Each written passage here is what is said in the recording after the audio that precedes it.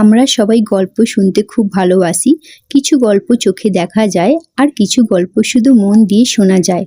আমি আজ আপনাদের শোনাতে চলেছি তেমনই এক উপন্যাস, আমার কণ্ঠে শুধু আপনাদের জন্য। চলুন বেশি দেরি না করে শুরু করি। আমি পদ্মজা, লিখেছেন এলমা বেহরোজ। পর্ব ১। হাফিমা ক্লান্ত হয়ে ধপ করে ফ্লোরে বসে পড়ল। হাত থেকে লাঠি পড়ে গিয়ে মৃদু আওয়াজ তুলে তার শরীর ঘেমে একাকার। কপালের বিন্দু বিন্দু ঘাম হাতের তালু দিয়ে মুছে বার কয়েক জোরে জোরে নিঃশ্বাস ফেলল। এরপর চোখ তুলে সামনে তাকালো। রিমান্ডে কোনো পুরুষই টিকতে পারে না। সেখানে একটি মেয়ে আজ ৪ দিন ধরে রিমান্ডে, তার সামনে চেয়ারে বাঁধা অবস্থায় ঝিমোচ্ছে। ৪ দিনে একবারও মুখ দিয়ে টু শব্দ করল না। শারীরিক মানসিক কত নির্যাতন করা হয়েছে, তবুও ব্যথায় আর্তনাদ অবধি করেনি। মনে হচ্ছে একটা পাথরকে পিটানো হচ্ছে, যে পাথরের রক্ত ঝরে কিন্তু জবান খুলে না। তখন সেখানে আগমন ঘটে ইন্সপেক্টর তুষারের। তুষারকে দেখে হাফিমা কাতর স্বরে বলল, সম্ভব না, আর কিছুতেই কথা বলছে না। তুষার অভিজ্ঞ চোখে মেয়েটিকে ২-১ সেকেন্ড দেখল। এরপর গভীর কণ্ঠে হাফিমাকে বলল, আপনি যান। হাফিমা এলোমেলো পা ফেলে চলে যায়। তুষার এক চেয়ার নিয়ে মেয়েটির সামনে বসল। বেশ কিছুক্ষণ চুপ থেকে বলল, আপনার সাথে আজ আমার প্রথম দেখা। মেয়েটি কিছু বলল না, তাকালোও না। তুষার মেয়েটির দিকে সূক্ষ্ম দৃষ্টি মেলে তাকালো, বলল, মা বাবাকে মনে পড়ে? মেয়েটি চোখ তুলে তাকায়। ঘোলাটে চোখ, কাটা ঠোঁট থেকে রক্ত ঝরছে। চোখের চারপাশ গাঢ় কালো, চোখ দুটি লাল। মুখের এমন রং রিমান্ডে আসা সব আসামির হয়।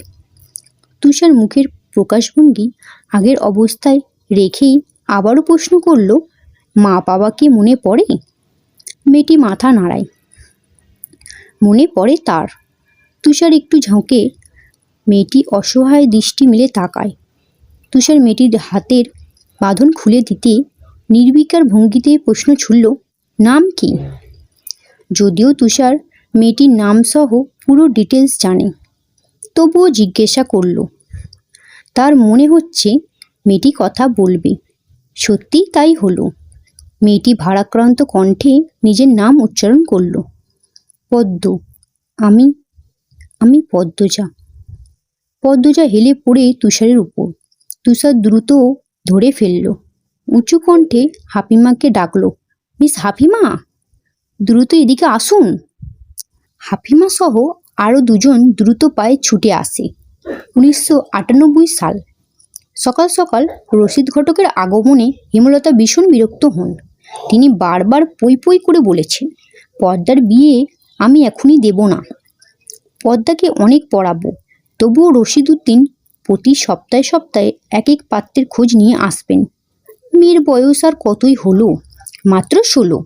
শামসুল আলমের মেয়ের বিয়ে হয়েছে ২৪ বছর বয়সে। পদ্মরও বিয়ে তখনই হবে, পদ্মর ইচ্ছা মতো। হেমলতা রশিদকে দেখেও না ডাকার ভান ধরলেন। রশিদ এক দলা থুতু ফেললেন উঠোনে। এরপর হেমলতার উদ্দেশ্যে বললেন, বুঝেছ পদ্মার মা, এইবার যে পাত্র আনছি এক্কেরে খাঁটি হিরে। হেমলতার বিরক্ত ভরা কণ্ঠে জবাব দিলেন, আমি আমার মেয়ের জন্য পাত্র চাইনি, তবু বারবার কেন আসেন আপনি? যুবতী মাইয়া ঘরে রাহিন ভালো না। মেয়েটা তো আমার, আমাকেই বুঝতে দেন। হেমলতার কণ্ঠে বিরক্ত ঝরে পড়েছে। রশিদ অনেক চেষ্টা করেও সুবিধা করতে পারলেন না। ব্যর্থ থমথমে মুখ নিয়ে সরকে পা রাখেন। প্রতিদিনই কোনো না কোনো পাত্রপক্ষ এসে হাতে টাকা গুঁজে দিয়ে বলেন, মোষদের বড় ছিঁড়িডারে চাই। রশিদ নিজে নিজেই বিড়বিড় করে আওড়ান, গ্রামে কি আর ছিঁড়ি নাই? একটা ছিঁড়িডারি কেন সবার চোখে পড়তেই হইব? চাইলে কি সব পাউন যায়? পূর্ণা স্কুলের জামা পরে পদ্মজাকে ডাকলো, আপা, এই আপা, স্কুলে যাবি না? আপারে। পদ্মজা পিটপিট করে চোখ খুলে কোনো মতে বলল, না। পরপরই চোখ বুজে ঘুমে তলিয়ে গেল। পূর্ণা নিরাশ হয়ে মায়ের রুমে আসে, আম্মা, আপা কি স্কুলে যাইব না? হেমলতা বিছানা ঝাড়া রেখে পূর্ণার দিকে কড়া চোখে তাকান। রাগেশ্বরে বললেন, যাইব কি? যাবে বলবি। পূর্ণা মাথা নত করে ফেলল। হেমলতার কড়া আদেশ, মেয়েদের পড়াশোনা করাচ্ছি অশুদ্ধ ভাষায় কথা বলার জন্য নয়, শুদ্ধ ভাষায় কথা বলতে হবে। পূর্ণাকে মাথা নত করতে দেখে হেমলতা তৃপ্তি পান। তার মেয়েগুলো মান্যতা চিনে খুবই অনুগত। তিনি বিছানা ঝাড়তে ঝাড়তে বললেন, পদ্মার শরীর ভালো না, সারারাত পেটের ব্যথায় কাঁদছে, থাকুক, ঘুমুক। পূর্ণার কিশোরী মন বুঝে যায় পদ্মা কিসের ব্যথায় কাঁদছিল। সে রাতে নানাবাড়ি ছিল বলে জানতো না। ভোরে চলে এসেছি। নানাবাড়ি হেঁটে যেতে 5 মিনিট লাগে। পূর্ণাকে চুপচাপ দাঁড়িয়ে থাকতে দেখে হেমলতা বললেন, তুই যা, মাথা নিচু করে যাবি, মাথা নিচু করে আসবি। আচ্ছা আম্মা। পূর্ণা রুমে এসে আয়নার সামনে দাঁড়ালো, নিজেকে খুঁটিয়ে দেখলো। এরপর গত মাসে মেলা থেকে আনা লাল লিপস্টিক গাঢ় করে ঠোঁটে মাখে। 14 বছরের পূর্ণার ইদানিং খুব সাজতে ইচ্ছা করে। হেমলতা সেজেগুজে স্কুলে যাওয়া পছন্দ করেন না বলে পূর্ণা আগে লিপস্টিক মাখেনি। টিনের দেওয়ালে কাঠের ঘড়ির কাঁটায় সকাল 10টা বাজলো মাত্র। এখনও পদ্মজা উঠল না। হেমলতা মেয়েদের রুমে ঢোকেন। পদ্মজা 2 হাত ভাঁজ করে ঘুমোচ্ছে। জানলার পর্দা ভেদ করে আসা আলতো প্রেলব রোদ্দুরের স্পর্শে পদ্মজার মিশ্রণ পাতলা ঠোঁট, ফর্সা ত্বক চিকচিক করছে। হেমলতা বিসমিল্লা বলে 3 বার ফু দেন মেয়ের শরীরে। গুরুজনরা বলেন মায়ের নজর লাগে বেশি, নজর কাটাতে বিসমিল্লা বলে ফু দিতে হয়। হেমলতার মায়া লাগছে পদ্মজার ঘুম ভাঙাতে, তবু আদরে গলায় ডাকলেন, পদ্ম, এই পদ্ম। পদ্মজা চোখ খুলেই মাকে দেখে দ্রুত উঠে বসলেন। যেদিন ঘুম থেকে উঠতে দেরি হয়ে যায় সেদিনই হেমলতা ডেকে তোলেন। পদ্মজা অপরাধী কণ্ঠে বলল, বেশি দেরি হয়ে গেছে আম্মা? সমস্যা নেই, মুখ ধুয়ে খেতে আয়। পদ্মজা দ্রুত কলপাড়ে গিয়ে ব্রাশ করে মুখ ধৌত করে। হেমলতা শিক্ষকের মেয়ে, তাই তার মধ্যে নিয়ম নীতির প্রভাব বেশি। মেয়েদের শক্তপোক্ত নিয়মে রেখে বড় করছেন। পদ্মজা রান্নাঘরে ঢুকে দেখল প্লেটের খাবার সাজানো। সে মৃদু হেসে প্লেট নিয়ে টেবিলে গিয়ে বসল। তখন হেমলতা আসেন। পদ্মা দ্রুত ওড়না দিয়ে মাথা ঢাকে। হেমলতার দেওয়া আরেকটি নিয়ম, খাওয়ার সময় মাথা ঢেকে খেতে হবে। পদ্মজা নিশ্চুপ থেকে শান্ত ভঙ্গিতে খেতে থাকলো। হেমলতা মেয়েকে সহজ কণ্ঠে বললেন, তাড়াহুড়ো করছিস কেন? মুখ ধুতে গিয়ে চুল ভিজিয়ে এসেছিস, খেয়ে দে, রোদে বসে চুলটা শুকিয়ে নিবি। আচ্ছা আম্মা। আম্মা, পূর্ণা প্রেমা আসে নাই? পূর্ণা আসছে, স্কুলে গেছে, প্রেমা দুপুরে আসবা। আম্মা, আব্বা কবে আসবে? পদ্মজার প্রশ্নে হেমলতা দাঁড়িয়ে পড়লেন। শুকনো গলায় জবাব দেন, জানি না, খাওয়ার সময় কথা বলতে নেই। হেমলতা চলে যেতেই পদ্মজার চোখ থেকে টুপ করে 1 ফোঁটা জল পড়ে পাতে। পদ্মজা দ্রুত হাতের উল্টো পাশ দিয়ে চোখের জল মোছে। পদ্মজার জীবনে জন্মদাতা আছে ঠিকই, কিন্তু জন্মদাতার আদর নেই।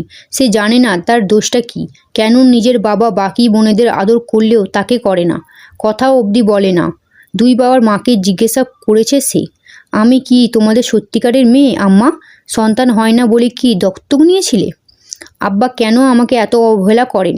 ও আম্মা, বলো না। হেমলতা তখন নিশ্চুপ থাকেন। অনেকক্ষণ পর বলেন, তুই আমার গর্ভের সন্তান আর তোর বাবারই মেয়ে। এখন যা, পড়তে বস, অনেক পড়তে হবে তোর। ব্যাস এইটুকু, এর বেশি কিছু বলেন না হেমলতা। পদ্মজার কেন জানি মনে হয় একদিন হেমলতার নিজ থেকে খুব গোপনে কোনো একটা কথা বলবেন, তবে সেটা যেন সহ্য করার ক্ষমতা তার থাকে। এই দোয়ায় সারাক্ষণ করে সে। এত কি ভাব, তাড়াতাড়ি খেয়ে ওঠ। হেমলতার কথায় পদ্মজার ভাবনার সুতো ছিল। দ্রুত খেয়ে ওঠে। আজ আমের আচার বানানোর কথা ছিল। সন্ধ্যা কাটতেই বিদ্যুৎ চলে গেল। কয়েক মাস হলো গ্রামে বিদ্যুৎ এসেছে। 8 গ্রাম মিলিয়ে অলন্দপুর, তাদের গ্রামের নাম 8 পাড়া। প্রতিদিন নিয়ম করে সন্ধ্যা রাত থেকে 3 ঘন্টা গ্রাম অন্ধকারে তলিয়ে থাকে। আর সারাদিন তো বিদ্যুতের নামগন্ধ থাকে না। বিদ্যুৎ দিয়ে লাভটা কি হলো? পদ্মজা, পূর্ণা, প্রেমা 3 বোন একসাথে পড়তে বসেছিল। বাড়ি অন্ধকার হইতেই 9 বছরের প্রেমা খামচে ধরে পদ্মজার ওড়না। পদ্মজা মৃদু স্বরে ডাকলো, আম্মা, আম্মা, আয় টর্চ নিয়ে যা। হেমলতার আহ্বানে পদ্মজা উঠে দাঁড়ালো। প্রেমা অন্ধকার খুব ভয় পায়। পদ্মজার ওড়না ছেড়ে পূর্ণার হাত চেপে ধরে। টর্চ নিয়ে রুমে ঢোকার মুহূর্তেই পদ্মজা গেট খোলার আওয়াজ পেল। উকি দিয়ে হানিফকে দেখে সে দ্রুত রুমে ঢুকে পড়ল। হানিফ পদ্মজার সৎ মামা। বুবু, বাড়ি আঁধার কেন? বাতি টাতি জ্বালান। হানিফের কণ্ঠ। হানিফ, আসছিস? হেমলতা রুম থেকে বেরিয়ে বললেন, হাতে হারিকেন। হানিফ সবকটি দাঁত বের করে হাসল, বলল, হ্যাঁ আমি। আয় ভেতরে আয়। হানিফ বারান্দা পেরিয়ে বড় ঘরে ঢুকে বলল, তোর ছেড়িগুলো কইতে? আছেই রুমে, পড়েছে। এই আঁধারেও পড়ে? হেমলতা কিছু বললেন না। হানিফ এই বাড়িতে আসলে কেন জানি খুব অস্বস্তি হয়, অকারণে। ওদের খাওয়ার সময় হয়েছে, তুইও খেয়ে নে। এই হানি খাবো? না, তোর সরাইখানার যাইতে হইবা। কথাটায় রসিকতা ছিল। গ্রামে থেকেও হেমলতার খাওয়ার জন্য আলাদা রুম নির্বাচন করেছেন। সেটা হানিফের কাছে রসিকতাই বটে। হেমলতার প্রশ্নের জবাব সোজাসাপটা না দিয়ে বললেন, খেতে চাইলে খেতে আয়। পদ্মজা কিছুতেই খেতে আসলো না। কেমন জড়সড় হয়ে আছে, মনে হচ্ছে হানিফকে ভয় পাচ্ছে বা অবহেলা করছে।